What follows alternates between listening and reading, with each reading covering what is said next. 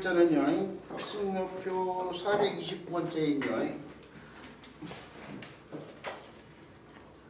거동자 살펴봐야 되니?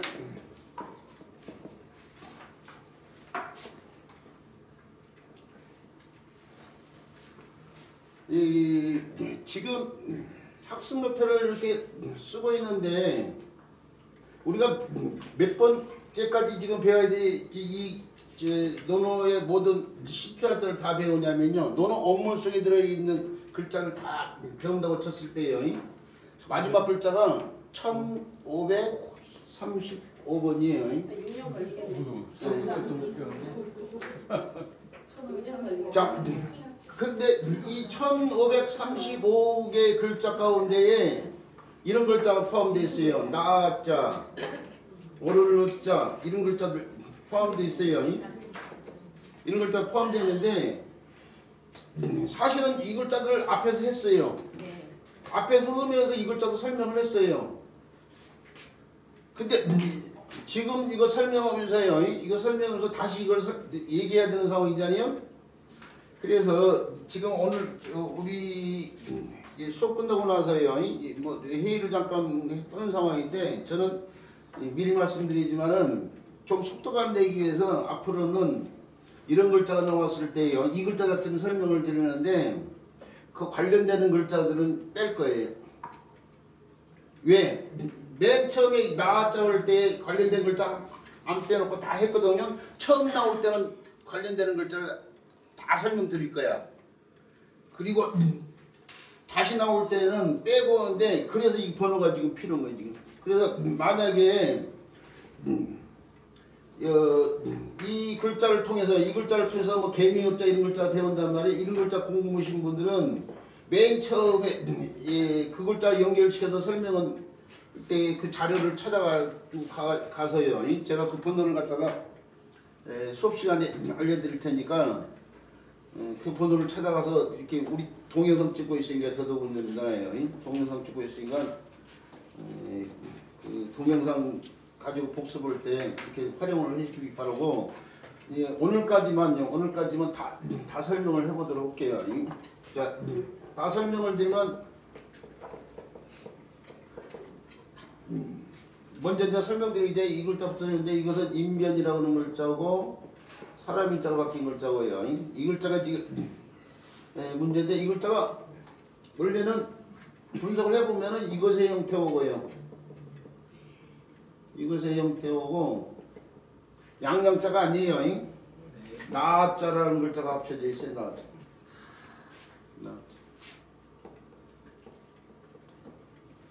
나자는 부숫자 가운데 한 글자인 창거자를 바탕으로 있죠. 이 글자를 갖다가 이해를 하면 여기서부터 출발해야 되는데, 창거자가 옛날에 이렇게 표현됐다고 했죠. 이렇게 고문자 가운데 이런 식으로 표현됐어요. 이게 창 가운데 사람을 해치는 부분이 있어야 되는데, 이게 창날 부분이에요. 여기. 이 창은 찌르는 창이하고 휘두르는 창이에요. 지금 천추 전국 시대 때는 전차전을 벌였단 말이에요. 전차전을 벌였는데, 뭐 천승지국 만승지국들이 다 전차로 동원된 것 관련돼 있잖아요.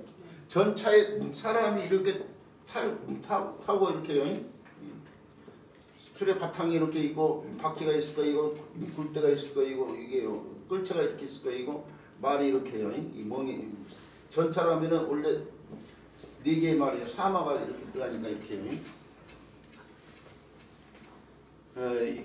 이게 비닐장을 찌를 거이고 이런 식의 전차, 이게 말이라고 생각해야 돼요. 여기에 가운데 말 먹는 사람이 타면은 오른쪽과 왼쪽에 무사들이 타게 되는데, 오른쪽에 타는 무사는 우리 이명수 선생님 기억하시죠? 오른쪽이 누가 모르는데요. 창을 드는 사람 타야 된다고 했죠? 오른쪽에 창. 왼쪽이 그렇죠, 활이요. 이해를 잘하고 계시네요. 이 사람이 휘두르는 창이라고 생각해라, 이게. 자, 그런데 요 휘둘러서 사람이 목을 베는 부위를 갖다가 이렇게 도끼를 사용할 수도 있어요. 이렇게 도끼요. 도끼를 사용할 수도 있는데 거기서 나온 글자가 도끼월자예요. 도끼월자. 도끼월자고 이게 의식으로 사용되기 위해서는 이제 도끼월자 같은 경우야 나중에 이제 세금자를 붙여가지고 세부치로 만드니까요. 이렇게도 쓰는데 실질적으로 무기로 사용된 도끼는 이렇게 도끼 형태를 갖다 붙이기도 하지만 의식용으로 사용될 때는 좀 장식이 되는데 장식이 나면 날 부분을 이렇게 해요. 날 부분을 톱날처럼 이렇게 장식해서 이렇게 이런 도끼도 옛날 사람들이 사용했는데 바로 요 형태를 갖다가 옛날 사람들이 이렇게 표현했어요. 이렇게 이런 식으로.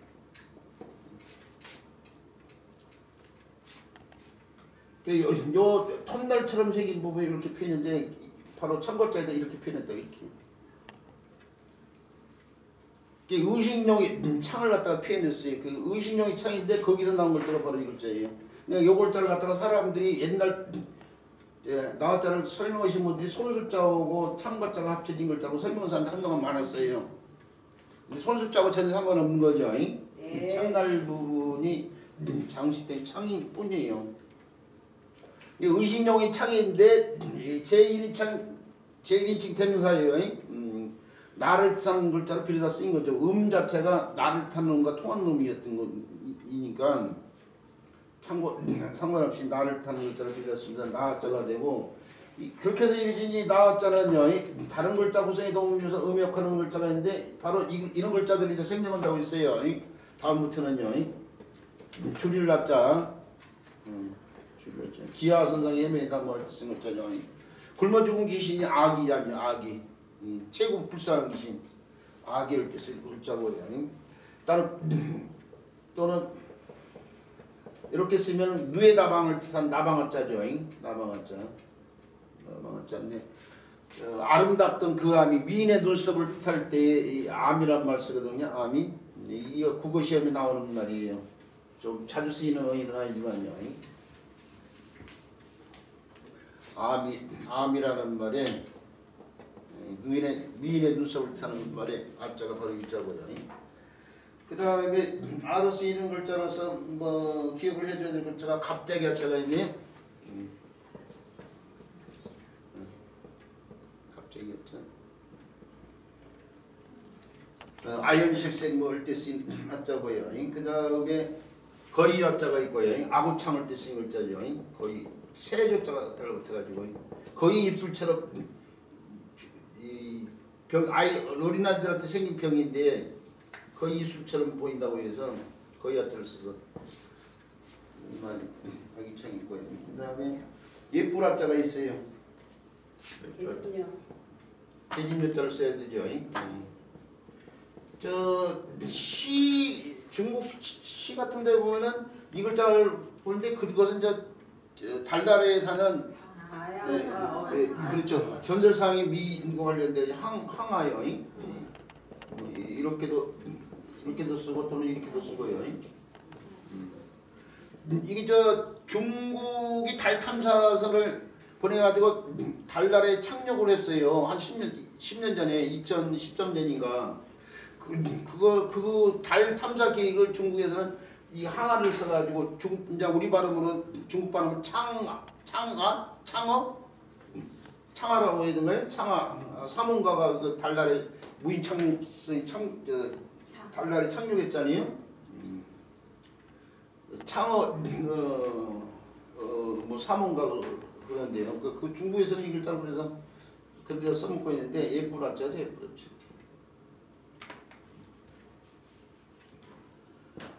그 다음에 이 글자가 음역하는 것에서 높으라자가 있고요. 아미산의 높으라자예요. 산이 높다 이거죠.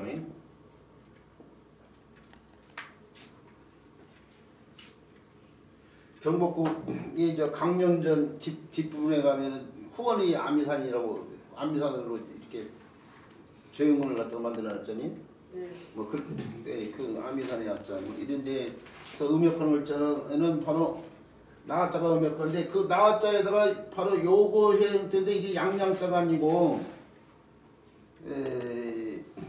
조금 전에 참고자를 바탕으로 장식. 해서 읽었다는데 그렇죠. 이게 장식이에요, 장식. 이렇게 깃털 같은 장식. 우리 한자 내에서 요 골자가 무슨 자예요, 골자가? 대장규 휘라는 글자예요. 대장규 휘자. 휘하의 장수가 몇 명이다 뭐 할 때 쓴 글자. 대장규 휘자인데 이게 삼마자가 음역하는 글자예요, 사실은. 마가 파 이렇게 먹힐 수 있는데 파는 미음 더하기 히읗음이거든. 근데 미음이 없어지면 뭐야? 하만 남는데 하가 휘까지 온 거예요, 지금 사실은.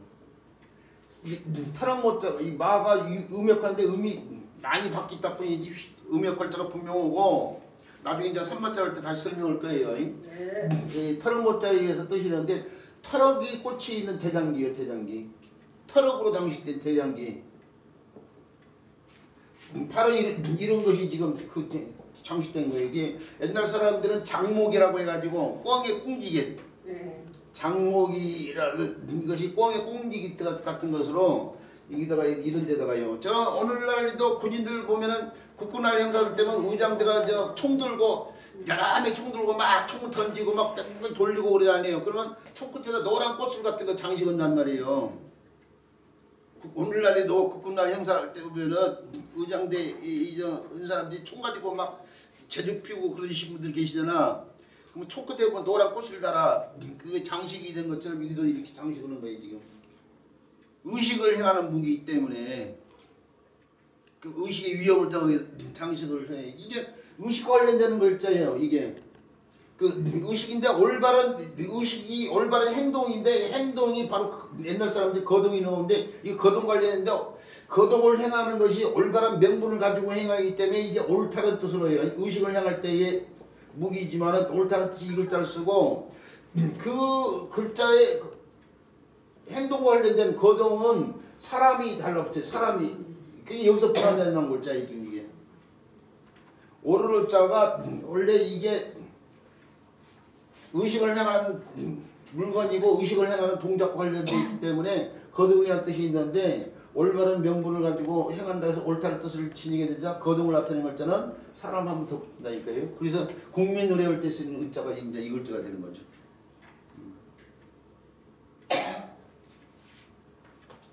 자, 하여튼간 오르르 자의 이것은 양양자와 상관없이 장목과 같은 깃털로 장식한 무기란 걸 알아야 돼요. 그 대장귀자에 달려있는 터럭모자의 그 터럭이에요, 터럭. 그리고 이제 요 글자에서 분화되는 글자가 거동글자라면 요 글자가 이제 음역하는 글자로서는 은혼할 글자가 있고요. 은혼할 글자. 국회의원을 때 쓴 글자죠. 국회의원이 나라 일을 의논해야 돼. 나라 국자를 썼잖아요. 이거 나라의 일을 하기 위해서 모여가지고. 근데 자기가 속한 이익단체라든지 의사가 국회의원이 쓰면 의사와 관련된 의사의 이익을 대변하는 그런 활동을 해. 법안도 그런 쪽으로 만들어. 건축계통인 사람은 건축계통에. 응? 아니 국민을 위해서 국회의원 노릇을 해야 되는데 이게 직업 관련된 그 이익을 대변하는 활동만 한다니까. 그래서 그게 법안만 만들고 그게 무슨 나라 일을 하는 사람들이냐고. 알때가 국회의원을 때 쓰는 글자고요. 국회의사당을 때 쓰는 글자고. 그 다음에 개미우자가 있죠. 개미우자 이렇게 쓰는 개미우자. 개미우자. 별자가 넓혀가지고 보이주. 그렇죠. 부위주요. 막걸리를 갖다가 부위주라고 그래요. 막걸리 보면 동동주라고 해가지고 흰 파풀떼기가 뜨잖아요. 흰 파풀떼기가 개미 알처럼 보인단 말이에요. 그래서 이 알처럼 이렇게 개미가 뜨는 소리라고 해서 뜰 붙자에다 개미자를 써서 부위주라고 그래요. 부위주. 그 다음에 우자를 쓰는 글자로 써요. 우리 선생님들이 알아야 될 글자는 뭐 이 정도면 된 것 같은데 희로 쓰이는 글자가 있어요. 희로 쓰이는 글자로서 우리 선생님도 알아야 될 글자가 바로 이 글자예요. 이 글자.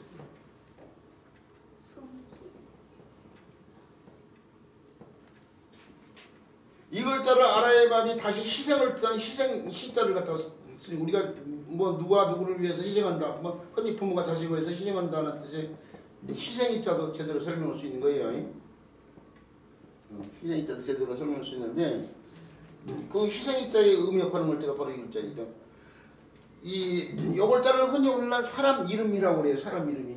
왜 그러냐면은 중국의 역사 이전의 시대가 사망오제의 시대고 사망오제 가운데 사망이 복희시, 신늘시, 수인시 뭐 이런 식으로요. 얘기하는데 복희시의 희자의 사람 이름이 복희시의 희자 이름으로 쓰이다 보니까 사람 이름이 희라고 흔히들 얘기하는데 사실은 정확히는 어떤 글자가 뭐 높을 요자 이런 글자도 어떻게 돼? 높을 요지 않고 요임금용으로 한단 말이에요. 그러니까 뭔가 특정한 지명이나 인명으로 많이 쓰면은 자기 뜻보다는 그 뜻으로 바뀌어서 쓰이는 경우가 많은데 이것도 원래는 사람 이름이라기보다는 숨희라는 글자, 숨희. 숨을 쉰다 할 때 숨희자예요. 이 글자 제대로 설명을 하면 이 글자 본래 뜻이 숨이라는 걸 알고 있어야 돼.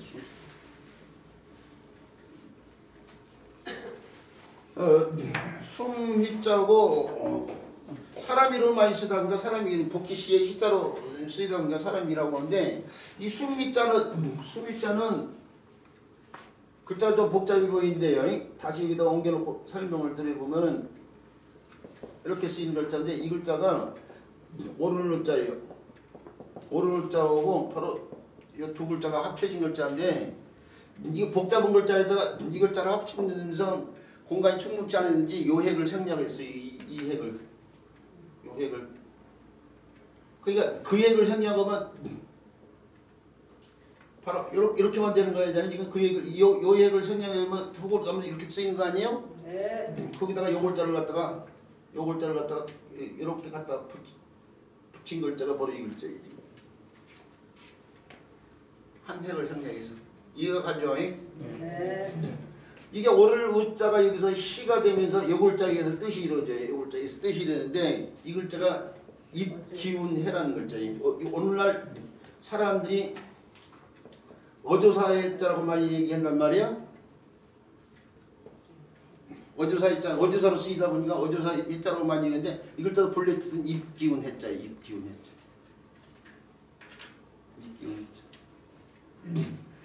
이 입기운해자는요.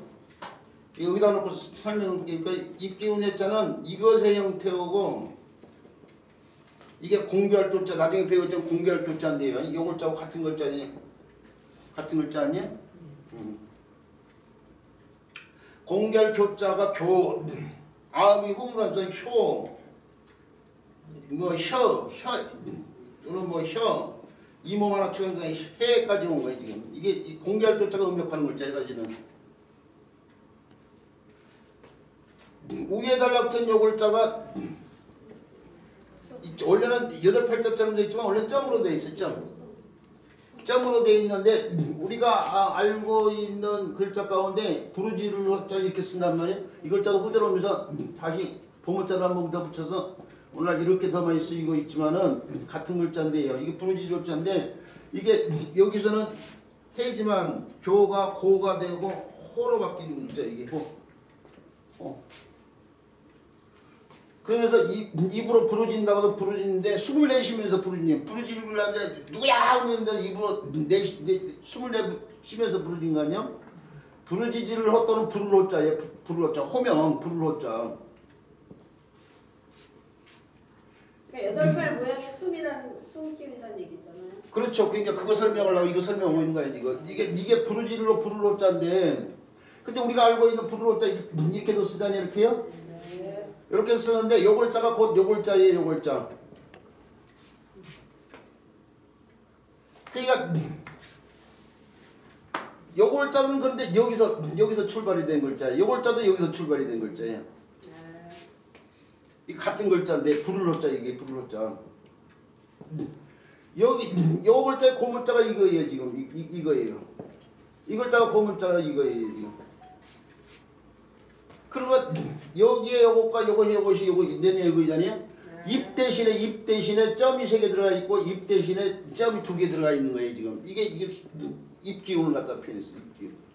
입에서 나온 기운. 그것이 정형화돼서 이런 글자가 이거이란 말이요. 이것이 그러니까 교가 호가 되면서 입에서 숨을 내쉬면서요. 이 기운을 뱉으면서 부른다고 해서 부를 호자인데 호대하면서 어디서 화자가 되니까 그 뜻을 좀 더 분명히 해서 입을 다시 한번 붙여서 이렇게 쓰고 있는 거야. 이게 원래 부를 호자야 이게. 그런데 호대로 오면서 어조사라는 뜻으로 빌어 글자가 많지 않은 시 어조사로 빌어다 쓰니까 그래 그러면 너는 어조사로 써야겠 나는 그 뜻을 좀 더 분명히 나서 입글자 여기 입글자를 여기다 갖다 붙인 거야 지금 부를 호자. 이것도 마찬가지예요. 이것도 입기운을 갖다가 입기운을 갖다가 점으로 이렇게 나타내는데 이것도 이게 또 부른다는 뜻의 내내 글자 있는데 부른다는 뜻의 글자는 다시 입글자를 붙이고 이것은 음이 좀 바뀌어가지고 여기서처럼요. 해가 되면서 여기서처럼 이것도 어조서가 됐어요. 근데 이 글자고 이 글자가 같은 글자예요. 그러니까 바로 요 글자가 본래는 입에서요. 교가 해까지 오면서 입에서 나온 이 기운과 관련된 글자는 걸 수 있어요. 그 이 기운 해자가 이 글자에서 뜻의 역할을 하다 보니까 어떻게 돼? 이 오를 자가 희가 되면서 입 기운 관련돼서 숨이 있잖아요. 이게. 그리고 그 희자가 사람 이름 많이 쓰다 보니까 오늘 사람 이름 희라고 하는데 어쨌든 간에 그 희자가 여기서 다시 음역하면서 속 가운데 시형으로 사용된 재물 관련돼요. 이 시형으로 사용된 데가 수소죠. 수소 특자가 바로 옛날 희생으로 사용됐던 소 관련된 거 아니에요 지금? 네. 근데 이 앞에서 두 번 했어요 사실은 이거. 이 세 번째야. 세 번째 사실. 그래서 좀 줄여가면서 좀 하다가 하다 보니까 또 길게 설명이 되긴 했지만은 그런 글자는 알아두시고요. 그 다음에 글자로 넘어갈게요.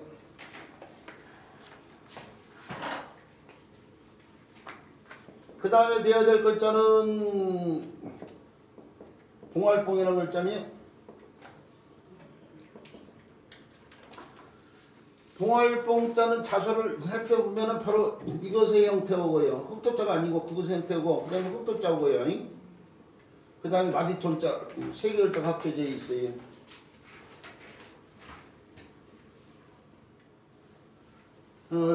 이 글자를 갖다가 이렇게도 쓸 수 있어요. 이렇게도 쓸 수 있고 또는 이렇게도 쓸 수 있는데 바로 여기 보이는 요 글자를 갖다 간략하게 시켜놓은 것이 이게 이 흑도자는 이거이죠, 내리야 이게. 또 이게 또자가 달라고 했는데 또자가 손이란 말이에요. 손인데 흔히 또자로 쓰다가 나중에 점이 달라고 했는데 마지촌자로 쓴 경우도 많죠. 그러니까 그것이 변화돼서 이거예요 지금. 원래 집이 있고 손만 이렇게 있다가 나중에 여기서 정연시키면 이렇게 써야 될 글자인데 나 점이 붙여가지고 오늘날 이렇게 쓰고 있는 상황이라고 생각해야 돼. 요 글자를 이렇게 쓰고 있는 상황. 앞에 사람 그 뒤에 손이 이렇게 있어요. 앞 사람한테 뭔가 손으로 전달해 주는데 이걸 이렇게 써야 될 글자지 오늘날 점을 붙여가지고 오늘날 이렇게 쓰고 있잖아요. 이렇게. 이 글자가 이렇게 바뀌는 건데 이것도 마찬가지로 또 글자가 마지촌자로 쓰인 것처럼 마지촌자로 바뀐 거예요. 이게 손이요 손. 이거 흙이고 이게 문제야. 이게 북도는 흙덩이 위에 초목이 싹이 이렇게 자라고 있는데 무성하게 자라날 초목의 싹을 갖다가 표현했어요. 그래서 무성하게 자라날 초목싹과 관련되기 때문에 이게 무성할봉이라는 거지. 뭐 예쁠봉이라고도 무성한 거 보기 좋으니까 예쁘다고도 하겠지만은 무성할봉이라고 하죠. 그 무성할봉자를 갖다가 그냥 줄여서 표현했다고 생각하시면 돼. 흑자로. 요 무성할봉자가 사실 여기서 음역하는 글자예요. 이 무성할봉자가 음역하는 글자가 가운데 이런 글자가 있어. 이런 글자. 끌봉자예요. 그렇죠. 끌봉자. 이 글자하고 이 글자가 합쳐지는데 이 글자가 무성할봉자가 음역하면서 이 글자가 무슨 자예요? 디저볼치. 디저울 지자는 어떤 모양에서 나올 자다? 발이 아래를 향한 모양. 사람이 발이 이렇게 있으면은 그걸 갖다가 표현해서 이루어진 글자가 바로 이 글자고 거기서 정의된 글자가 이 발지자, 그칠지자 아니에요? 네. 그 발이 아래쪽을 향한 모양에서 나온 글자가 바로 이 글자란 말이에요. 이렇게. 근데 위를 향해서 앞을 향해서 위를 향해서 앞을 향해서 놓여 있을 발이 아래를 향해서 놓여 있는데 발을 끌고 간다는 거에서 끌봉자예요. 끌봉자. 아래를 향해서 뒤를 향해서 끌고 간다고 해서 끌봉자예요. 발. 이 봉자는 음역할을 줘. 이 끌봉자가 그런데 다른 글자 구성에 도움 주면서 음역하는 글자가 있는데 그게 봉오리 봉자가 있죠. 봉오리 봉자. 산 봉원봉인데 몇 산자가 되려고 해가지고 산의 봉오리요. 가장 높은 봉오리. 천왕봉, 대천봉을 때 쓴 봉오리 봉자예요. 최고봉을 때 쓴 글자. 이 글자는 이렇게 해서 바꿔서 이렇게 해서 쓸 수 있죠. 이렇게. 네. 자, 그 다음에 봉화봉자가 있어요. 불화자가 들어가면 산에서 피는 남산에 가면 봉화 있잖아요. 봉화. 봉원봉인데 봉화봉자예요. 밤에 피우는 봉수대라고 그런데 근데 숫자는 연기 숫자고. 자, 낮에는 연기를 피우거든. 토끼똥 같은 걸 이용해가지고. 자, 그 다음에 칼끝봉자가 있어요. 쇠붙이로 만든 칼끝봉자. 선봉장, 예봉을 뜻인 글자예요. 날카로운 칼끝, 예봉을 피하다.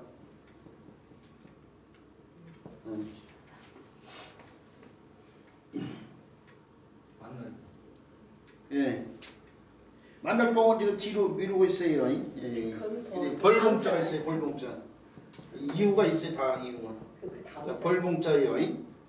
벌레자가 들어가지고 양봉을 뜻인 글자예요. 한봉을 뜻인 글자. 그 다음 우리 선생님이 얘기해 주신 만날봉자예요. 봉원봉인데 길에서 만난다고 해서 길에서 만나서 책받침을 쳐서 만날봉자인데 상봉한다 이거죠. 어려움에 봉착했다 이거죠. 자, 이거 뒤에 쓴 이유가 이 글자가 다시 음역하는 글자 가운데 쑥봉자 기억해야 되고. 봉두남발, 네. 마중지봉 뭐 이럴 때 쓰이는 쑥봉자가 있고요. 그 다음에 꿰멜봉자가 있어요. 꿰멜봉자. 실로 꿰맨다 이거죠. 양봉을 때 가봉하다 뭘 때 쓴 글자예요. 재봉틀을 때 쓴 글자, 재봉하다를 때 쓴 글자. 미봉책을 때 쓴 글자. 꿰멜봉자예요. 두 글자 다 만날 봉자가 음역할을 하고 있습니다. 자, 그런데 이 무성할 봉자가 끌봉자에서 음역하고 끌봉자가 이런 많은 글자에서 음역하고 또 만날 봉자는 이 두 글자에서 이렇게 음역할을 하고 있는데 또 음역하는 글자가 있어요. 또 그게 뭐냐면 이렇게 두 손이 있고 풀무성할 봉자를 쓰고 두 손이 이렇게 표현되다가 나중에 손을 한 번 더 집어해줘요. 그렇죠. 그래서 이루어진 글자가 여기서 나온 글자가 밭들봉자. 봉이 음역하면서 두 손이 합쳐지고 이것은 이렇게 표현돼 이렇게 두 손이 합쳐지면서 요 핵이 나타난 거지. 그리고 이 글자 요 합쳐진 거죠 이렇게요. 이게 두 손으로 받든다고 해서 이거 두 손이 달라붙었잖아요. 원래는 이게 손이 없다가 나중에 손이 추가돼가지고 그것을 정의가 돼서 오늘날 이렇게 쓰고 있는데 이게 손을 갖다 이렇게 빼는 거예요 지금. 요거 손이요 손. 이게 두 손으로 받든 거예요. 그러면서 풀무성할 봉자가 음역하는 거예요. 받들 봉자 다시 손 한 번 더 닫으면 다시 또 이렇게 뒀어요 이렇게 또 한 번 더 손 한 번 더 붙여서.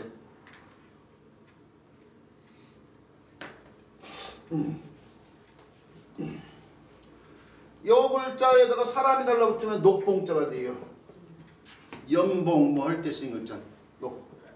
월봉 뭐 얼마 할 때 쓰는 녹봉자. 또는 나무 목자가 달라붙으면 몽둥이 봉자가 돼요. 팽행봉 뭐 철봉 운동을 할 때 쓰는 곰봉 뭘 뜻이는 몽둥이 봉투. 다 알고 있어야 돼. 철봉, 팽봉 이런 말들 뭐 쓰여지는 거니까. 여의봉 뭘 뜻인 글자. 손오공이 들고 있다는 여의봉.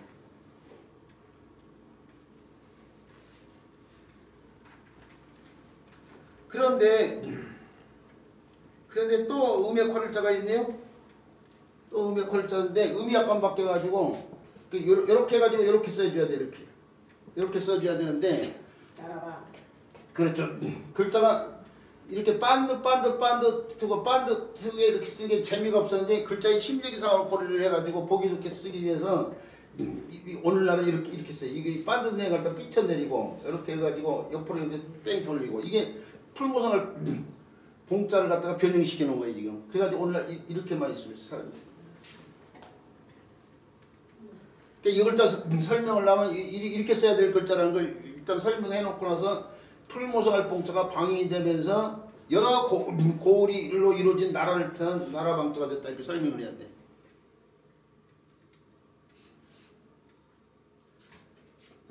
근데 후대로 오면서 사람 살다가 자기 얼굴 마음에 안 들면 고치듯이 이렇게 고쳐서 쓰고 있는 거예요. 인쇄미체를 통해서 이렇게 나오자니.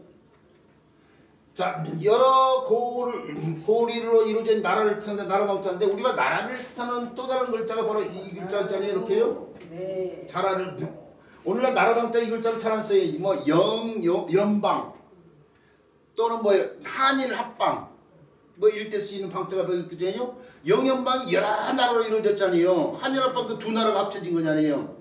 이 나라국자하고 나라방자를 봤을 때 이게 서로 크기를 표시한다고 하면 이게 훨씬 더 큰 의미로 쓰인다고 봐야 돼요.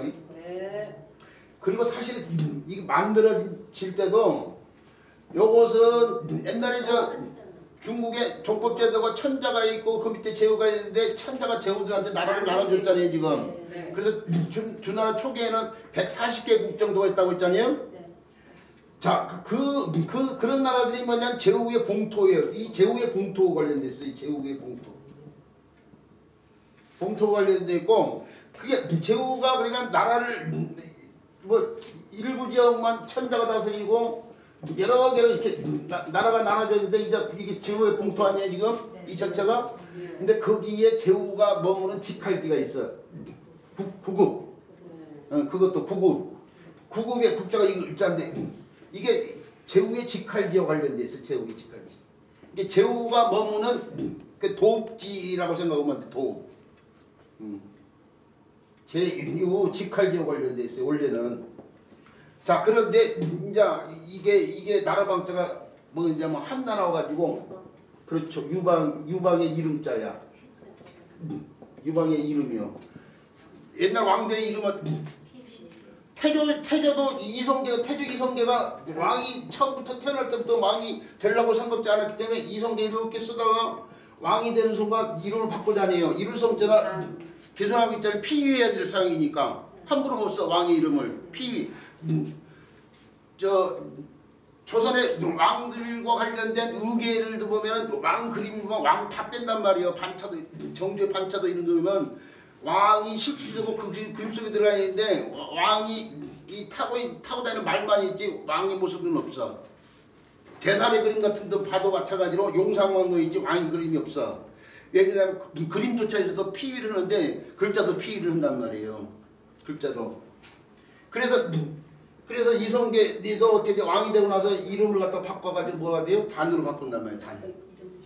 잘 안 쓰이는 글자, 벽자를 쓴다고.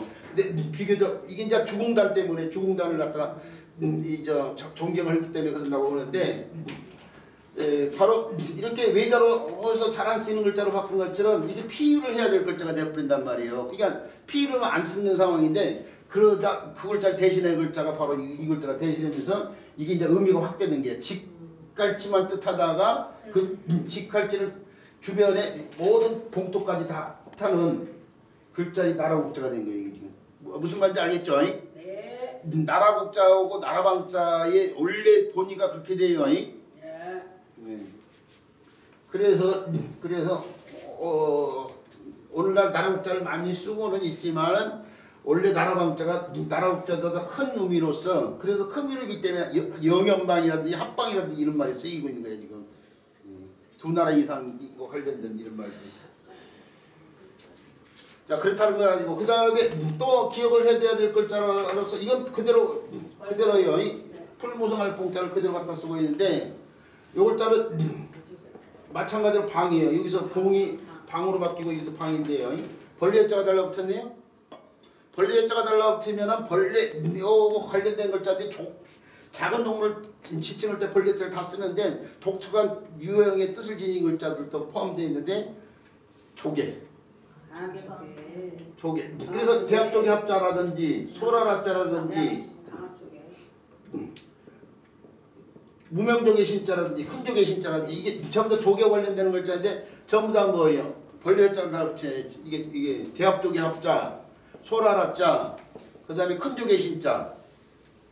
뭐 무명조개 신이라고도 하고 대합조개라고도 하는데 다 조개 관련된 것처럼 이것도 조개 관련된데 이게 조개 중에 알조개과에 속하는 민물조개인데 방합이라는 조개 관련돼 있어.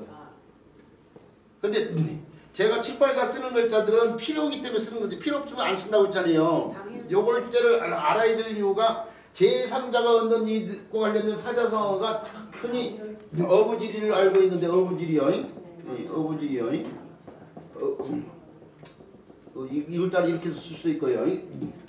그 어부지를 달리 표현하는 말이 바로 방률지인데 어부지가 하는 이익이 뭐냐면은 조개오고 새잖아요. 새. 그 조개가 정확히는 방합이에요. 방합. 새가 뭐예요? 도요새죠? 도요새. 그래서 방합을 나타내는 방자오고 도요새를 나타내는 흉자. 도요새 휠이라는 글자예요. 도요새 휠. 그래서 그거 둘이 서로 다투다가 지금 어부한테 지금 잡힌 거예요. 방화보고 도요새하고 다투다가 어부가 잡아가지고 어부가 얻은 이게 어부지리란 말이에요. 그래서 한자를 교육을 정도 사람이라면은 어부지리가 곧 방율지정이라는 말을 알고 있어야 돼. 그 정도까지. 왜 그냥 웬만한 사람 어부지리란 말 다 알잖아. 근데 다른 사람이 모르는 걸 나라에 가르칠 수 있을 거 아니에요? 방율지정을 알아야 되니까 방율지. 그리고 이 어부지와 관련돼서 우리가 상식적으로 알고 있는 게 이 어부가 어부지리라는 사자성어를 갖다가 아이들이 보는 책 같은 데다 그림을 그려줘. 그림을 이제 바닷가에 어부로 그림을 그린다면 이러면 안 돼. 이게 조금 전에 얘기했잖아. 민물 쪽이라고 했잖아. 민물 쪽에. 말조교과에서 본 민물 쪽에. 강가를 갖다가 풍경을 그려야 되는데 어부지리 해놓고 글씨 잘 풀이를 해놓고 그림을 그리는 거 보면 바닷가 풍경을 해놓는단 말이에요. 바닷가. 갈매기들이 날아다니고 이런. 네. 그러면 이제 잘못된 모양이 강가의 강가. 강가의 어부란 걸 알아야 돼. 자, 얼등간요. 그 방합방자도 기억을 이참에 해두시기 바라고요. 자, 이렇게 해서 풀무성할 봉자를 통해서요. 풀무성할 봉자를 통해서 알아둬야 될 건데 이제 이 글자도 남았네. 근데 이제 턱을 요 글자도 풀무성할 봉자가 음역하는데 흙에다가 손으로 이렇게 북돋아 가지고 봉한다는 것은 북돋는다는 게 흙을 북돋는다는 얘기예요. 우리가 사람을 죽으면 땅에다 이렇게 관을 묶고 나서 흙을 이렇게 북돋잖아요. 그래서 이걸 뭐라고 그래요? 봉분이라고 그러잖아요. 봉분을 만든다. 그죠? 이게 봉하는 거, 이 봉분의 봉자가 이거예요. 지금 내나 북돋아 이렇게 북돋아서 이게 흙을 북돋는다는 의미야. 봉한다는 의미가. 근데 뭘로 북돋아요? 흙을 손으로 북돋는단 말이야. 그래서 손과 이게 손에서 나온 글자잖아요. 손으로 흙을 북돋는 상황을 해서 봉할 봉자라니까 이게. 그리고 옛날 천자가 제후한테 나라를 나눠주면 나라를 경계를 갖다가 어떻게 돼요? 경계를 흙을 북돋고 거기다 나무 같은 걸 이렇게 심어가지고 서로 경계를 구분을 했단 말이야. 그 봉토를 주고 그럴 때. 그래서 이 봉토나 봉분이란 말에서 알 수 있듯이 이게 흙을 북돋아가지고 그게 초목을 심는 상황과 관련돼 있어요. 그래서 이루어진 글자가 봉할봉자고 이 봉할봉자는 다시 이렇게 해가지고 비단백자 아니면은 비단백자에서 그냥 빼고 그냥 수건것자만 이렇게 쓰면은 봉이 이번에는 방으로 바뀌어요. 방. 봉이 이번에 다시 또 방으로 와요. 여기서처럼 여기 저 나라방자나 방앗방자처럼. 그래서 옷감이 비단이 옷감이잖아. 옷감이 사람의 몸을 갖다 감싸서 도와주는 역할을 하잖아요. 그래서 돌방자예요. 네, 근데 이 비단백자 대신에 수건것자만 이렇게 써서요. 이렇게 이거 복잡하잖아. 그러니까 이쪽으로 이렇게 쓰죠. 그래서 요걸 자르자 방조하다. 남을 방조하다. 옆에서 지켜보면서 이제 도와주는 상황이라고 생각해요. 방조하다 할 때 쓴 글자고 저 3인방 4인방 이런 말도 있잖아요. 뭔가 서로 도와주면서 막 나쁜 짓도 하고 크게 도우는 사람들 3명이면 3인방이 되고 그렇죠. 그 중국 관련돼 가지고 우리 말씀 주시는데 4인방 뭐 이럴 때 쓰는 방자도 이걸 잘 써요. 자, 이렇게 해서요. 풀모성을 봉자와 관련된 글자로서요. 의미역 글자를 설명을 드렸는데 나중에 가지고 칼끝 봉자가 나오면은 그때는 칼끝 봉자만 설명한다 이거예요. 이렇게 많은 글자를 다 설명 안 하고 칼끝 봉자 설명해서 칼끝 봉자 할 때 세금자 오고 끌봉자 설명해서 끌봉자 설명해서 또 다시 풀모성을 봉자 다시 설명해 거기서. 근데 관련되는 글자를 다 하지 않는다 그 얘기예요. 지금 무슨 말인지 알겠죠? 네. 근데 이런 관련되는 걸 다 알고 싶으면 이제 그때는 봉할 봉자 오면 돼. 여기서 이거 설명할 때 제가 이거 다 아시려면은 봉할 봉자가 지금 몇 번째 글자예요? 430번에 보세요 그런다는 거예요. 제가 정보를 알려드려요. 그러면은 녹화본에 430번째 찾아가가지고 이렇게 살펴보라 이거죠. 풍성한 풍자는 여기 들어가지 않습니다. 네, 풍성할 풍자는 예물을 관련됐다고. 이 글자가 중국에서는 간티자로 풍성할 풍자를 대신하잖아요. 풍성할 풍자를 대신하는데 이게 풍성할 풍자에서 음역하는 글자라고 설명한 사람도 있고 그런데 저는 그렇게 안 봐요. 예물, 구슬 같은 예물을 갖다가 저는 펴냈다고 봐요. 이거 흙에 초목이 쌓이 무성하게 자란 걸 갖다 표현했지만은 이것은 구슬옥자의 옛날 글자 이렇게도 표현했거든. 구슬옥자 옛날 글자 이렇게도 표현했거든. 저는 이걸 풀모성학공으로 안 봐. 그럼 저 예도래자에도 예도래자는 굽높은 그린 내자고 그건 예도래자에 달라붙은 글자는 굽높은 그린 내자예요. 아니 그러니까 그거의 높은 풍자, 그런 개자가 풍자. 거기도 그 구슬옥자 그게 구슬옥자 아닙니까? 구슬옥은 아니죠. 뭐가요? 높은 그런 예에 있는 그 소생자형을 보면은 그 구슬옥자처럼 저런 게 두 개가 그려져 있거든요. 그 구슬옥이 아니죠. 그거는 그냥 그거에. 아 굽높은 그린 내? 예. 이거 굽높은 그린 내는 이것도 예물이 맞는데 이건 이제 뜻을 달린 거야. 요게 운두가 이렇게 제그릇이라는 것이 이 굽이 높단 말이에요. 그래서 요것과 요것을 뜻을 달리는 것 뿐이에요. 지금 거의 비슷한데 예물이 담기는 건 똑같아. 근데 여기서 굽높은 쪽에다가 뜻을 부여해서 이거 굽높은 그런 데다가 되고 이건 예물이 풍성하게 담겨서 풍성할 풍자인데 사람들이 요글자를 갖다가 약자로 이렇게 갖다 쓰기도 하는데 어쨌든 간에 여기에 달라붙은 요것들은 풍성할 풍성할 풍자하고 상관없고 예물로 본다니까. 예물 구슬 같은 예물. 그래서 여기에 달라붙은 요것도 예물이고 여기에 달라붙은 요것도 예물로 보는데 자, 둘을 구분해서 이것은 예물이 풍성하게 됐다고 해서 풍성할 풍자를 이렇게 쓰고 그 다음에 이거 굽이 높은 데다가 예물을 담아놨기 때문에 굽 높은 그린 글자가 있어 서로 다른 글자다 이거야.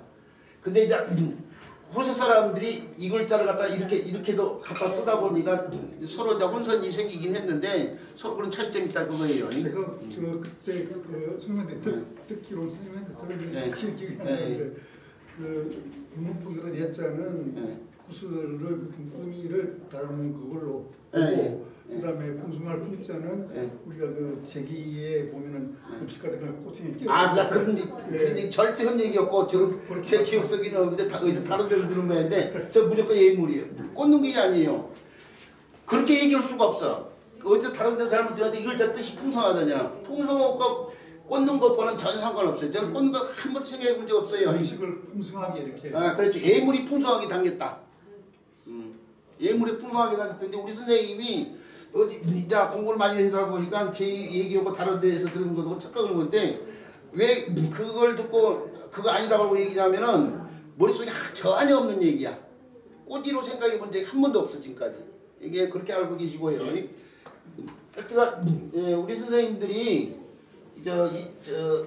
유동현 선생님 말씀 주신 내용을 그대로 다시 복습을 해본다고 치면은 여기에 달라붙은 이 글자를 갖다가 음의 글자로 본 사람들이 있어요. 이렇게 문짝자들이 막 많으니까. 근데 저는 이걸 갖다가 예물로 보고 예물이 풍성하게 담겼다고 해서 풍성할 풍자고 이것은 마찬가지 예물이 풍성하게 다니는데 굽이 높은 데다 초점을 맞춰서 썼기 때문에 서로 다른 글자다라는 사실이요. 근데 후대로 오면서 서로 이제 통역해서 쓰기도 하고요. 뭐 그런 정도로만 구분해라는 걸 말씀드리고요. 자, 그 다음에 글자로 넘어갈게요. 아니 근데 왜 꼬지는 전혀 생각이 그렇게 그림 그려놓은 사람들이 있는 걸 저도 본 적이 있는데 이제 그건 아니다 그렇게 생각하고 있었거든요. 자, 시간이 안 됐는데 이종호 선생님 모시고 있다. 그 다음에 청할청자까지만 설명드리고요. 오늘 수업을 한 글자만 들어보고 아니 어차피 좀 단축 수업을 하고 있는데요. 어느 정도 할 건 해야 되니까. 그 다음에 말씀은 짜오고요. 빨리 할게요. 왜 그러냐면은 이미 했던 거니까. 자, 풀을 청자요. 자, 여기까지만 오늘 수업 진행하도록 할게요. 자, 말씀은 짜 그동안에 많이 했기 때문에 이게 넘어가고요. 그 다음에 풀을 청자를 해야 되는데 풀을 청자가 설문의자에서요. 설문의자에서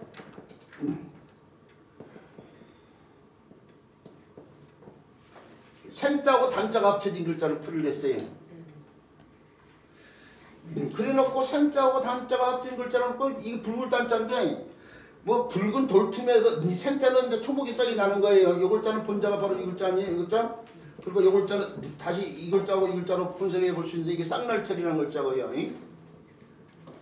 그 다음에 이거 흑두자인데요.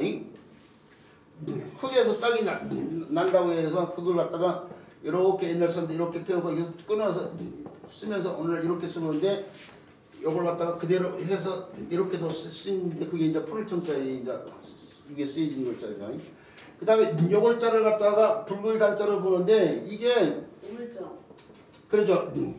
이 금문의 형태를 보면은 이렇게 표현이 됐어요. 이렇게요. 이렇게도 표현이 됐어요. 붉은 단자는 옛날 글자를 보면은 공자를 보면 이렇게 아니면은 이렇게 표현이 됐고 우물정자는 이렇게 아니면 이렇게 표현이 됐는데 요건 똑같은 형태 그러니까 밀어두고 요 형태 아니면 요 형태로 보이는데 붉은 단자가 고문자 이렇게 쓰인 것은 없어요. 전혀 없어. 붉은 단자의 고문자를 요거 아니면 요렇게 쓰는데 요렇게 쓰는 경우는 없다니까요. 근데 우물정자는 고문자 이렇게 쓴단 말이에요. 근데 이 글자의 근문 형태가 바로 이렇게 표현됐단 말이에요. 이렇게 우물정자 형태로 단자가 아니란 얘기야. 네. 그리고 단자로 설명한 사람들이 설명이 있지 않다는 경우가 많아. 왜 그러냐면은 붉은 돌틈에서 뭐 싹이 난다고 해서 말을 맞추고 또는 뭐 싹이 날 때는 붉은 기운이 있는데 나중에 풀게 된다고 해서 풀청자가 됐다 이런 식으로 말을 맞춰. 붉은 단자에다 말을 두드러 맞춰가지고 저는 그건 말을 맞춘 걸로 보고 고문자를 들어서 봤을 때 이게 우물정자라면 우물 주변에 풀이 나는 건데 이게 풀청자의 뜻이 푸르다가 추상적인 뜻이고 추상적인 뜻을 나타내기 위해서 옛날 사람들이 고민했을 때 어떤 물체를 들어서 나타냈는데 그게 이제 우리 선생님처럼 풀이요 풀. 우리가 붓다라는 뜻이 불과 관련이 되어 있는 것처럼 불의 색깔 관련이 있는 것처럼 풀의 색깔 관련이 있거든요. 그래서 풀다를 나타내기 위해서요. 풀과 관련인데 그 풀이 풀려면은 물기가 많은 곳에서 풀게 돼요. 우물 주변이 물기가 많잖아. 그게 더 합당하다고 저는 생각해요. 고문자를 들어서도 막. 그래서 설문의자를 쫓아가면 안 되고 이걸 우물로 봐야 돼. 우물로 보고 이걸 속자로 쓰는 자 물론 이렇게도 써요. 저도 대학교 졸업할 때까지 풀글자 이렇게 썼는데 정자가 이 글자니까 정자를 써주시기 바라고요. 그렇게 해서 이루어진 이 풀을 청자는 다른 글자 구성에 도움에서 음역하는 글자로서 갤청자가 있고요. 해가 떠서 날씨가 쾌청하다 할 때 쓰는 갤청자가 있고요. 또 뭐 물고기 여자가 달라붙으면 청어를 트는 청어청자가 있고요. 청명하다 뭘 뜻은 청자도 쾌청이요. 청으로 쓰이는 글자로서 또 맑을 청자가 있네요. 물이 맑다고 해서 맑을 청자가 있고요. 그 다음에 정으로 쓰이는 글자도 있어요. 정, 뜻정자가 있죠. 그렇죠. 뜻정자가 있고요. 우정, 다정다감 할 때 쓰는 글자예요. 그 다음에 날씨가 맑게 개었다고 해서 갤청 뭐이죠? 날씨가 아니고 뭐요? 쌀 관련돼서 쌀을 깨끗한 시장에 도정한 쌀 관련돼서 쓰는 쌀 정자죠. 이게 쓰는 쌀 정자인데 쓰는 쌀 깨끗하게 도정을 하면 자세히 살펴야 되기 때문에 자세히 정자가 되고 정미소 할 때 쓰는 글자예요. 정미소요. 정유하다 할 때 쓰는 글자. 그 다음에 서늘할 정자가 있어요. 서늘할 청으로도 물론 있게요. 저 사자수 하신 분들은 알는데 겨울에는 따뜻하게 해주고요. 온 그렇죠. 동은 여름 한자예요. 이걸 청으로도 있고 정으로도 읽었는데 저는 정으로 써요. 서늘할 정자예요. 그 다음에 눈동자 정자가 있어요. 눈동자 정자. 활용점정을 쓰는 눈동자 정자예요. 눈동자 정자가 있고 그 다음에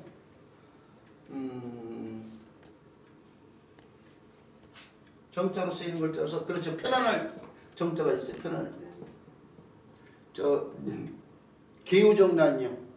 바른정이라고 하죠.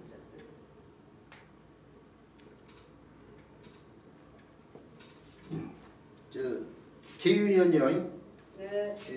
저 단종을 체조가 단종을 보라는 작품을 이게 왜 편안할 정자 이제 신권을 왕권이 악화되고 신권이 이 강화되면서 김종서랑 황보일 대감에 의해서요.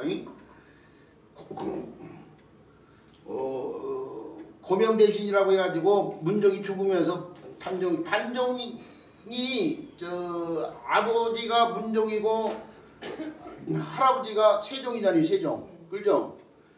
그러면 이 아버지도 없고 할아버지도 없으면은 옛날에는 어떻게 해요? 단종이 어리면 12살에 왕이 됐으면 어리면은 수렴청정을 해야 되나? 수렴청정. 근데 수렴청정도 못했어. 왜? 그렇죠. 할마마도 없고 어마마마도 없었어. 수렴청정도 불가능했던 거야. 왕대비나 대왕대비가 있으면은 그 왕대나 대왕비가 수렴청정을 해서 할 수 있는데 수렴청정을 사람도 없으니까 결국 신하들이 고명대신 김종선 황보인한테 맡겨놓으니까 그게 이제 신하들이 마음대로 올 수 있는 상황이 되니까 수양대원이 이건 아니다 해서 신권을 강화되는 신권을 내리고 왕권을 다시 드높인다고 해서 이제 거기서 이제 정난을 일으켰잖아요. 그게 어지러운 상황에서 편안하겠다 이거죠. 하여튼 뭐 그거예요. 그것 때문에 알아두셔야 되고 그 다음에 정자로서 빠뜨린 것이 있었네요. 그러니까 이것 때문에 그랬어 지금. 이것 때문에 뭔가를 빠뜨리는데 고유할 정자예요. 고유할 정자. 정이 되는데 다툼이 있고 나서의 고요함을 갖다가 이거예요. 다툴 때 다툴 정자는 손으로 쟁기를 붙잡고 있는데 그걸 갖다가 이렇게 손으로 끌고 있는 건데 서로 당기는 상황 관련돼 있어요. 그래서 당기면서 싸운다고 해서 당기면서 다툰다고 해서 다툴쟁 하고 있는 글자인데 다툼이 있고 난 뒤에 상황 관련돼서 고유할 정자가 있고요. 이 다툴 정자가 쟁기를 두고 지금 이루어지는 상황이라는 거 알아두시기 바라고요. 그 다음에 음역글자로서 한 글자 더 알아둬야 될 글자가 청, 정, 뭐 성, 뭐 이런 식으로 바뀔 수 있잖아요. 청이라는 놈이. 근데 음의 변화 가운데 가장 큰 변화는 탈락이라니까요. 탈락인데 초성이나 중성은 뭐 탈락시킬 수 없어. 종성만 탈락시킬 수 있어요. 그럼 서만 남자리요. 근데 모음이 발음되는 발음이 편한 모음이 이 모음이에요. 시기할 식자. 청이 시까지 왔는데 음의 변화가 좀 커 보이지만 청이 분명히 음역하는 글자예요. 음역하면서 개처럼 행동한다 이거죠. 개와 같은 마음을 가진다 이거죠. 시기할 식자. 우리가 시기할 될 투자 같은 경우도 이렇게 질투할 때 쓰는 투자 이렇게 쓰잖아요. 여기도 돌석자가 음역하는 글자예요. 네. 사람들이 돌석자가 음역하는다는 걸 잘 모르는 사람들이 많은데 이게 지금 시기할 식자가 풀정자가 음역하는 이걸 또 돌석자가 음역하래요. 우리가 시기할 글자 이렇게 쓰잖아요. 이렇게요. 병질자가 음역하면서 계집여자에서 시기할 글자가 된단 말이에요. 그리고 이것도 계집여자에서 시기한다는 뜻인데 투가 음역하죠. 투. 이제 돌석자가 음역하래요. 돌석자. 석자가 잘 알다시피 이렇게 쓰면은 넓힐 척자가 되고 박을 탁자가 되기 그러잖아. 그러잖아요? 음이 두 개잖아요. 근데 조금 전에 여기서처럼요. 마지막 종성이 탈락될 수가 있다고 했잖아요. 차고 큰 변화. 그러면 뭐만 남아요? 타만 남잖아. 타가 투까지 온 거예요 지금. 이게 음의 변화가 크니까 사람들이 잘 모르는데 여자가 돌을 던지는 그런 마음이다 해가지고 말을 갖다가 해자식으로 막 풀이오고 마는데 이게 돌석자가 음역하는 글자라고 사실은. 근데 그렇게 설명한 책들이 거의 없다시피 게 문제지 지금. 자 이렇게 해서요 청할정자까지 해가지고 설명을 2교시 수업을 마치도록 하고요. 그 다음에 맞볼상자라는데 맞볼상자는 다음 기회에 해야겠네요. 자 오늘 수업 여기서 마치도록 하겠습니다. 수업 들어서 고맙습니다. 수고하셨습니다.